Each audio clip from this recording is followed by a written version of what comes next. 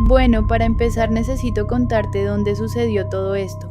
Hablamos del sur de Bogotá, específicamente del barrio San Jorge, un barrio como muchos en esta ciudad, lleno de vida, de familias trabajadoras, de casas viejas con historias que las paredes guardan con mucho cuidado. Había una casa en ese barrio, una casa grande, de esas antiguas que uno ve y ya sabe que tienen años de vivir. Y esta casa tenía un nombre, no era un nombre oficial, no era el que aparecía en ningún documento, era un apodo que la gente del barrio le había puesto con los años, la casa del Chavo. Sí, como el Chavo del Ocho. ¿Por qué ese nombre? Porque básicamente era un inquilinato. Y si alguna vez has visto la serie, sabes exactamente de qué hablo. Una vecindad, un patio, muchas familias conviviendo en un mismo espacio, cada una con su puerta, su historia, sus secretos. La casa era de 3 pisos. En el primer piso había cuartos muy pequeños, la mayoría rentados a parejas, personas solas, gente que necesitaba un techo accesible. En el segundo piso vivían las familias más grandes. Y en el tercer piso, una terraza. Pero de esa terraza vamos a hablar más adelante porque tiene su propia historia. En ese segundo piso había 2 grandes grupos. Primero estaba la familia costeña, una familia enorme, y cuando digo enorme, lo digo en serio.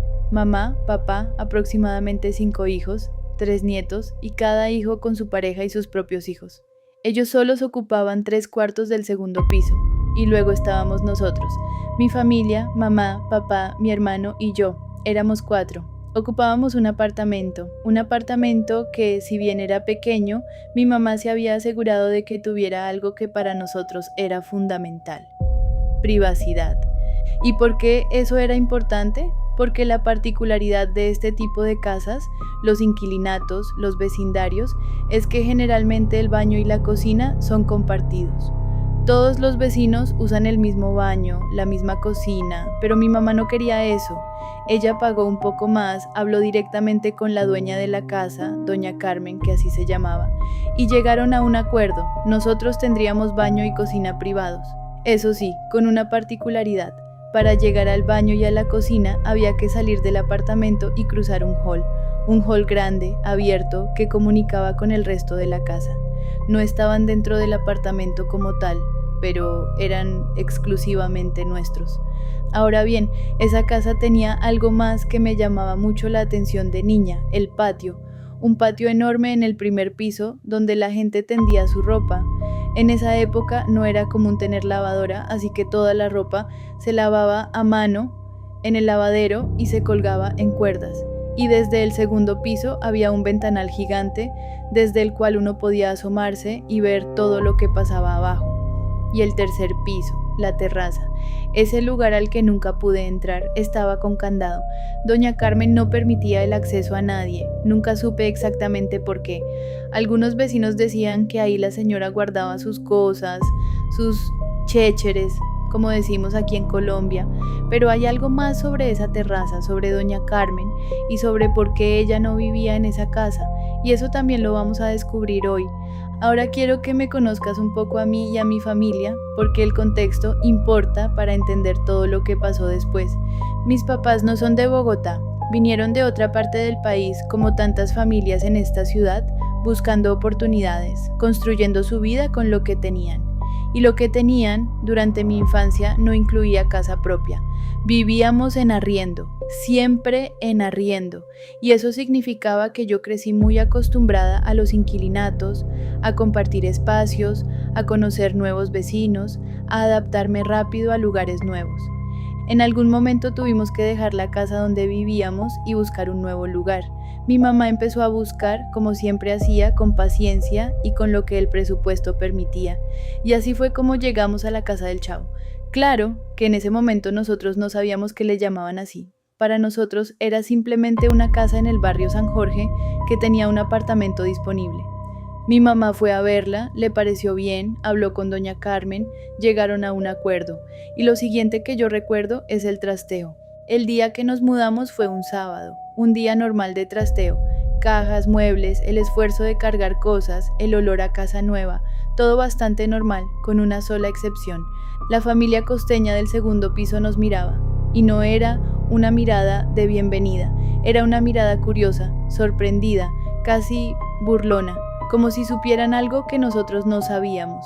En ese momento no le di mayor importancia. Ya estaba acostumbrada a este tipo de entornos, a vecinos de todo tipo, a dinámicas de inquilinato. Pensé que era simplemente la curiosidad normal de quien ve llegar una nueva familia. El sábado pasó sin novedad. Al día siguiente, domingo, mi mamá, como buena mamá colombiana, nos puso a trabajar.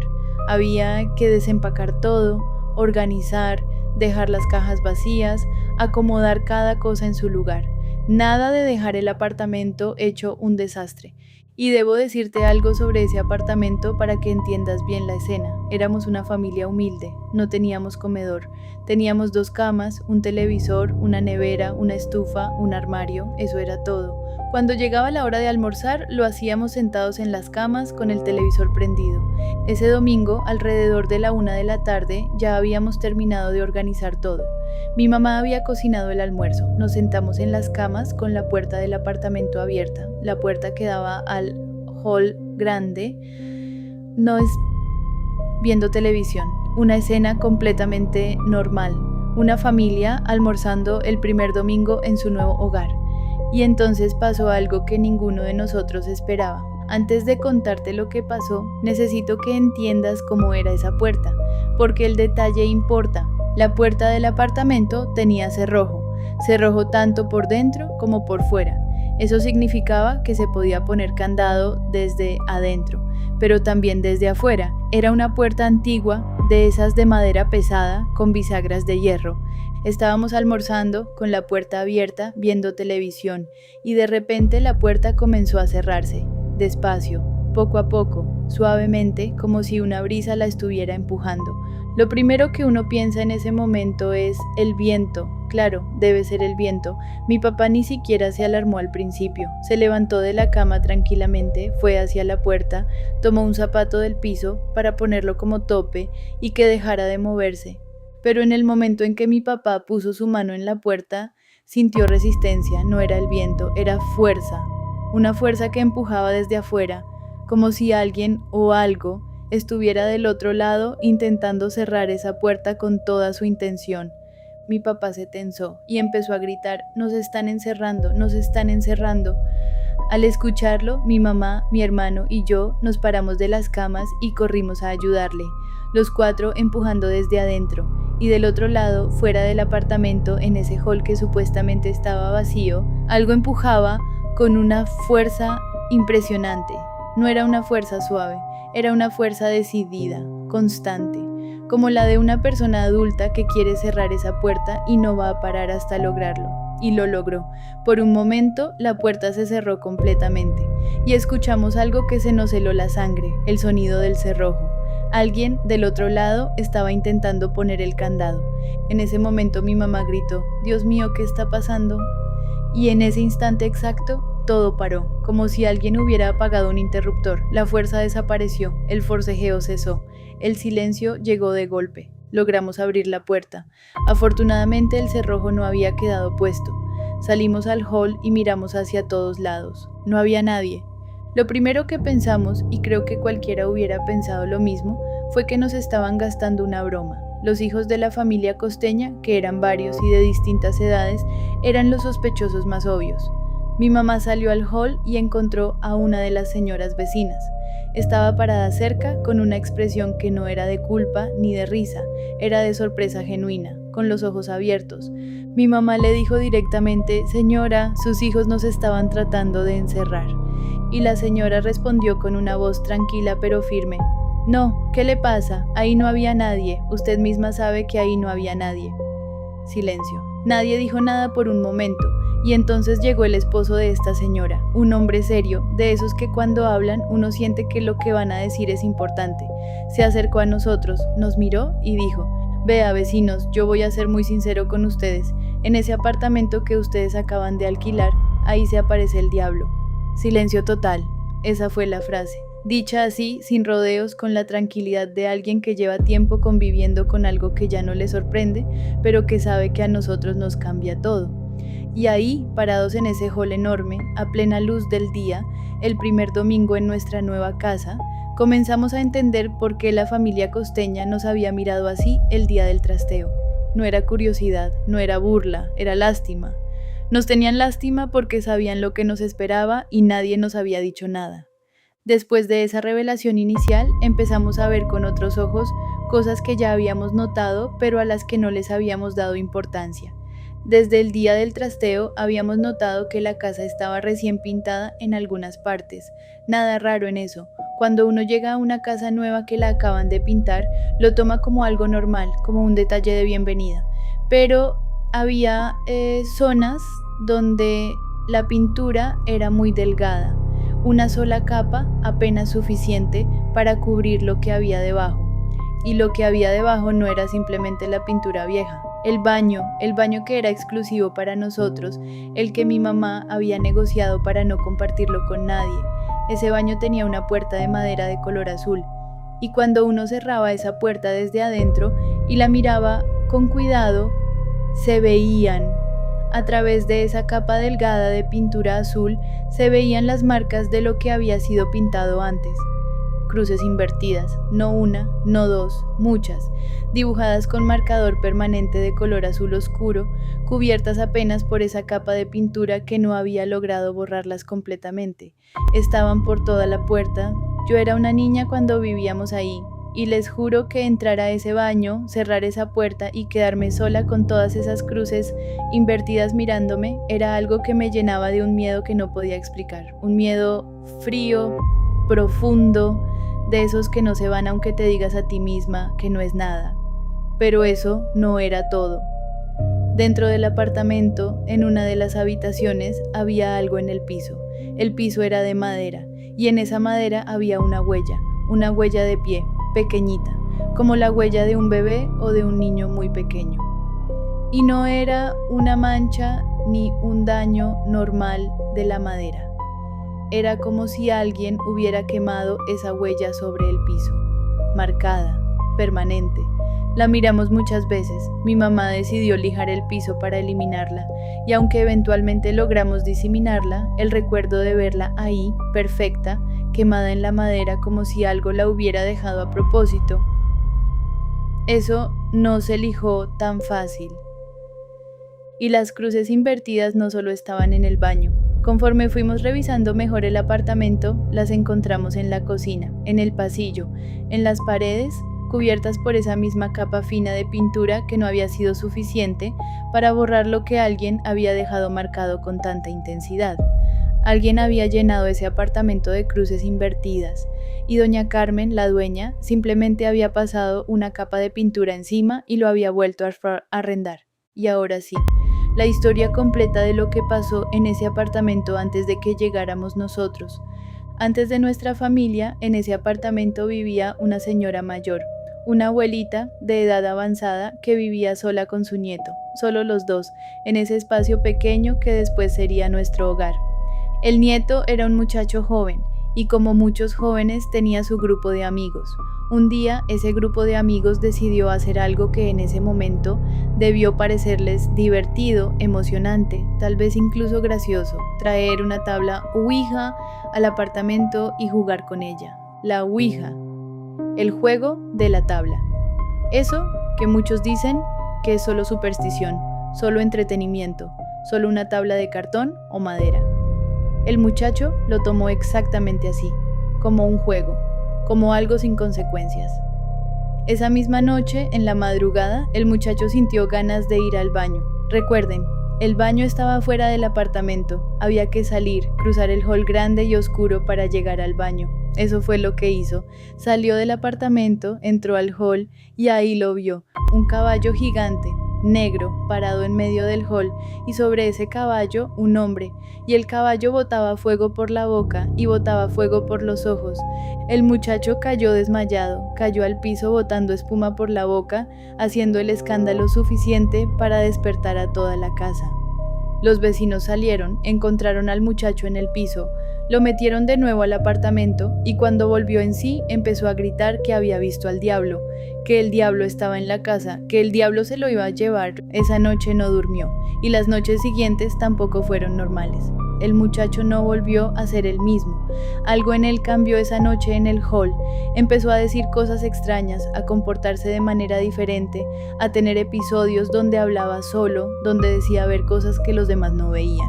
Y empezó a dibujar en las paredes, en las puertas, en el piso, cruces invertidas, con marcador permanente azul, las mismas que nosotros encontramos debajo de la pintura años después. Las llenó por todo el apartamento, en el baño, en la cocina, en el pasillo, en las habitaciones. La abuelita, desesperada, lo llevó a la iglesia de San Jorge, pagó misas, buscó exorcismos, hizo todo lo que estuvo a su alcance para ayudar a su nieto, pero nada funcionó. El muchacho seguía igual o peor, hasta que doña Carmen, la dueña de la casa, la misma que vivía en otra casa y no en esta, exigió que la abuelita y su nieto se fueran, que el comportamiento del muchacho estaba perturbando a los demás vecinos, que no podía seguir tolerando eso, y se fueron, y el apartamento quedó vacío. Según nos contaron los vecinos, ese apartamento duró aproximadamente 1 año sin que nadie lo quisiera arrendar, y no era porque no hubiera interesados, era porque las cosas que pasaban adentro hacían que la gente se fuera antes de firmar cualquier contrato. Ruidos, presencias, sensaciones que uno no puede explicar pero que el cuerpo reconoce como peligro. 1 año vacío, hasta que un día doña Carmen encontró a alguien dispuesto, alguien que no sabía nada, una familia de 4 personas que simplemente necesitaba un lugar donde vivir nosotros. Entonces ya lo saben, llegamos a esa casa sin saber nada de todo esto. Doña Carmen nunca nos dijo una sola palabra. Pasó una capa de pintura sobre las cruces, lijó lo que pudo y puso el apartamento en arriendo como si fuera cualquier otro. Y los vecinos, la familia costeña, que lo sabían todo, nos vieron llegar con esas miradas curiosas y burlonas que ahora entiendo perfectamente. No nos iban a decir nada antes de que nos instaláramos, esperaron. Y el segundo día, cuando ya la casa misma nos había dado la bienvenida a su manera, con esa puerta que se cerró sola, con ese forcejeo en el hall, ahí sí salió la verdad. Después de la revelación del vecino, las cosas dentro de esa casa empezaron a tener otro color. Cada sonido en la noche, cada sombra en el hall, cada momento en que había que cruzar ese espacio para ir al baño o a la cocina, se convertía en un ejercicio de valentía. Y sí empezaron a pasar cosas que no tenían explicación lógica, cosas que con el tiempo fui guardando en esa parte de la memoria donde uno mete lo que no quiere recordar pero que nunca desaparece del todo. De todo lo que vivimos en esa casa hay 2 recuerdos que son los más profundos para mí, 2 momentos que marcaron mi infancia de una manera que no se va con los años. Uno de esos recuerdos todavía hoy cuando lo cuento, cuando lo vuelvo a vivir en mi mente, me pone los pelos de punta. Y tengo 33 años. No es el miedo de una niña que asusta fácil, es el miedo de alguien que sabe lo que vio, lo que sintió, lo que pasó, y que sabe que hay cosas en este mundo que no tienen nombre fácil ni explicación cómoda. Esos 2 recuerdos los guardo conmigo, y si quieren escucharlos ya saben dónde encontrarme. Mientras tanto, miren el rompecabezas, ya casi está completo, igual que esta historia. Esta historia no es de terror de película. No hay efectos especiales, no hay banda sonora de suspenso, es simplemente lo que le pasó a una familia normal, en una casa normal del sur de Bogotá, porque nadie tuvo el valor o la honestidad de decirles la verdad antes de mudarse.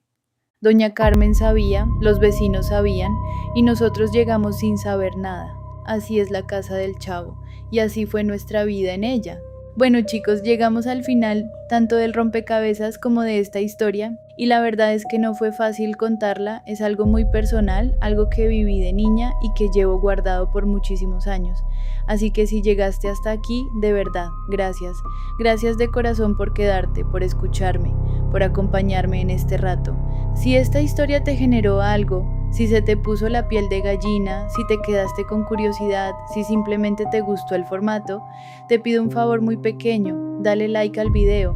Ese like para mí significa muchísimo, de verdad, porque me dice que lo que comparto aquí vale la pena. Y si quieres escuchar más historias como esta, porque sí, hay más, suscríbete al canal y activa la campanita para que no te pierdas nada.